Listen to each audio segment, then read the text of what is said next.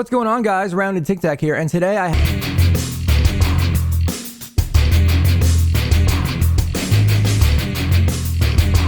What was that? Let's try that again. What's going on, guys? Roundedtiktak. Stop! What is going on? What's going on, guys? Roundedtiktak here, and today...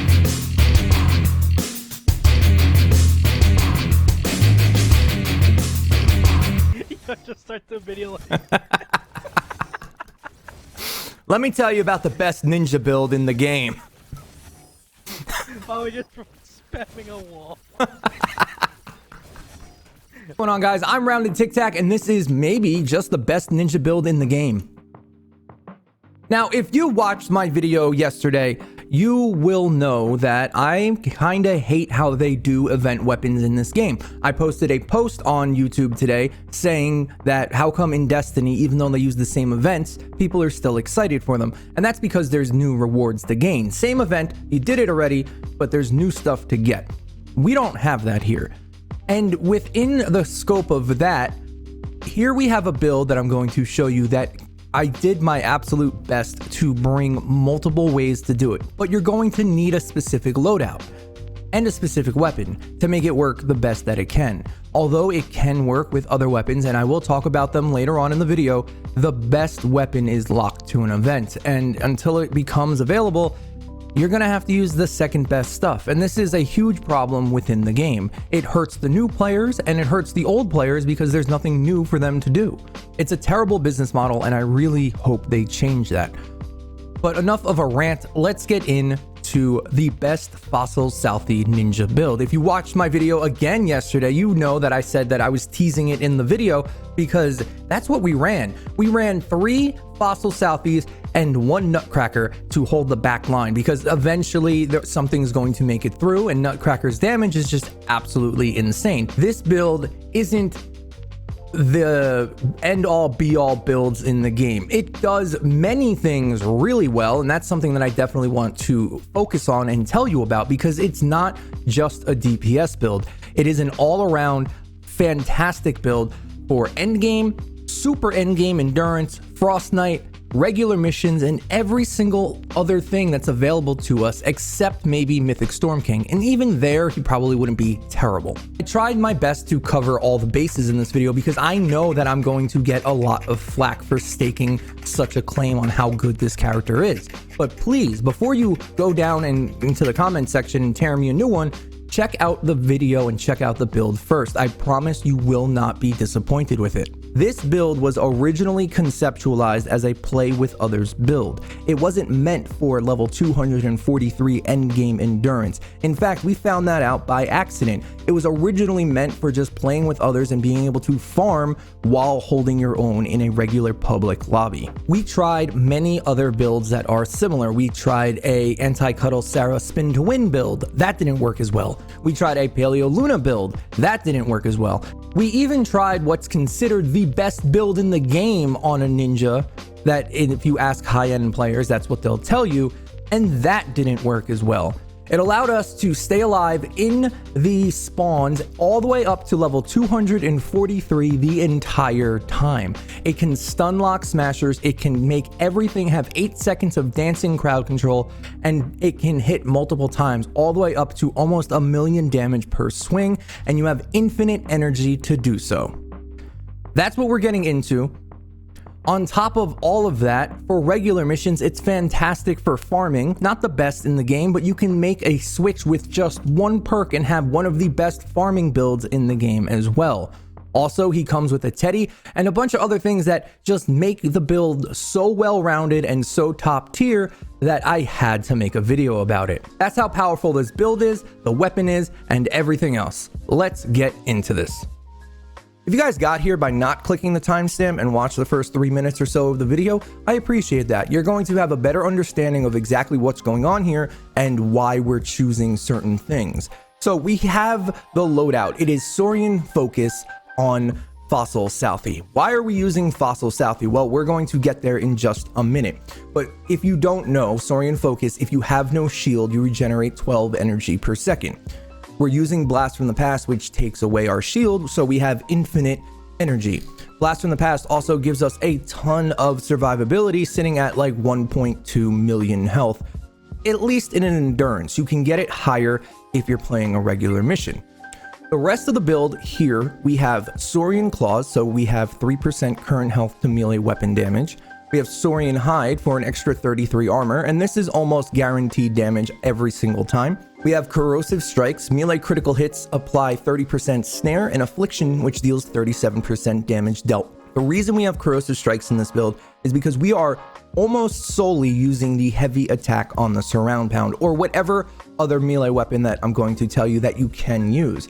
The heavy attack hits harder on all of these weapons, so your base damage is higher, allowing for a harder affliction to happen. This is kind of a key in the build. Plus, you also provide a snare. So if you're using the surround pound or the mic drop or anything with crowd control on it, on top of them dancing, they are also snared and they're also taking 37% affliction damage. We did try Plasma Arc, but after we figured out Plasma Arc doesn't really work too well as we thought, we decided to try Corrosive Strikes, and the extra crowd control plus the damage is just unbeatable. Corrosive Strikes is fantastic. Plus, it doesn't matter how much health you have, it doesn't matter what weapon you're using, it works on everything. The next thing we're doing is Monster Smash. Now, we have Monster Smash in the build for a specific reason. All of the weapons that we're going to be using can hit multiple targets at once, and that works with Life Leech on all of those targets. Plus, it doesn't involve you killing anything, which is going to be an issue with other builds that we're going to discuss in just a minute. As long as you're hitting an enemy, you gain health back. And again, since we're hitting multiple targets, we're gaining a ton of Life Leech.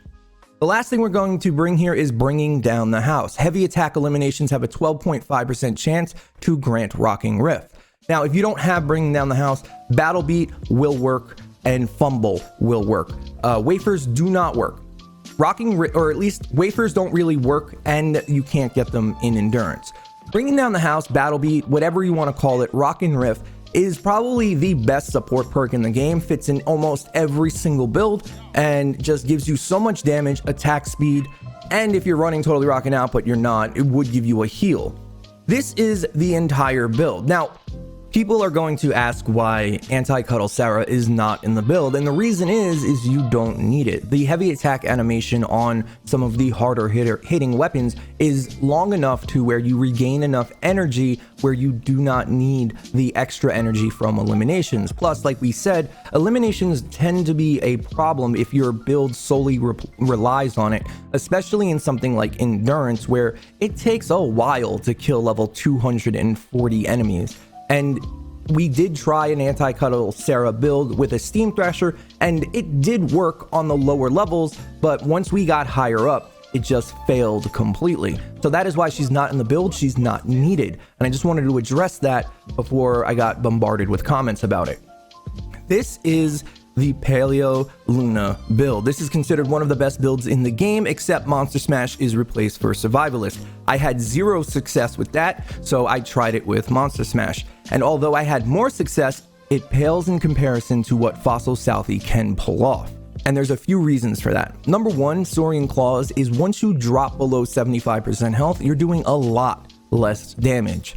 We also have to take into consideration that Monster Smash, I'm pretty sure, doesn't work with her health damage. So the damage numbers you're getting, even though they're crazy high, don't work with this, and you're not healing for nearly as much. Another thing to take note is with Paleo Luna, you're usually using attack speed weapons. That's the best bet you can do. And although her single target damage is through the roof, her AoE suffers. The last thing, you wouldn't really use a surround pound for the same reason. Slow attack speed, and you lose out on why you're bringing this character in the first place. The go-to weapon for Paleo Luna is a Spectral Blade with 3 attack speeds on it, and that just doesn't really work in this scenario. You're not going to be healing as much, and on top of that, you cannot infinitely spam it. You'll see right here that I just run out of energy really, really fast. That does not happen with Fossil Southie. This will be the third video I've made on this channel that features the surround pound. It is, in fact, the best melee weapon in the game, even outclassing some ranged weapons. in my opinion. Why is that? The impact is at 4,000, so you can stun lock level 243 smashers with ease. On top of that, it also gives you the dancing crowd control effect. So if you're hanging out in the spawn, you can also keep them dancing and hanging out there just a little bit longer. Also, the rolls that you can do on this weapon aren't on every single one and are kind of rare. Crit rating, crit damage, heavy attack efficiency. You're going to notice a theme here that all of the weapons I'm about to show you all have that heavy attack energy efficiency. Without it, you wouldn't be able to spam as easily and you will run out of energy. Lastly, it has a ranged heavy attack, which is kind of rare in this game, and also hits targets multiple times, the same target multiple times, allowing monster leash or monster lash, monster slash, whatever it's called, to heal you even more. Other weapons that you could use in these scenarios are the ear splitter, but if you have the ear splitter, you probably have the surround pound, which can roll something like this. You can use the Sir Lancelot. Again, this isn't the right one. Heavy attack efficiency, I think, goes here. The mic drop, although not as AoE, it does have the dance effect and it's pretty fun to use and has a crazy amount of knockback on it. You can use the Husk Warper. Again, a lot of fun, and has a small AoE to it that causes them to get sucked into a black hole and causes them to stay there and do extra damage as well. And the Spectral Blade.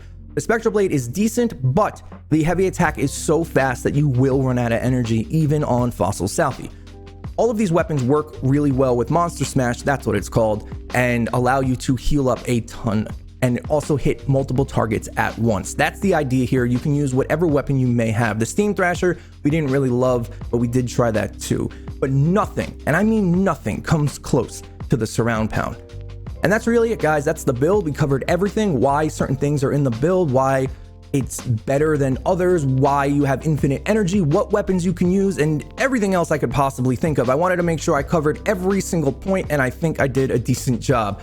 Thank you guys so much for watching. If you guys want to check us out on stream, it's twitch.tv/roundedtiktak. We'd love to see you. If you want to support the channel in any way, you can always use creator code OOTIKTAKOO. And if you made it to this part of the video, can I get a Dexter in the comments? I'll see you guys on the next one. TikTak out.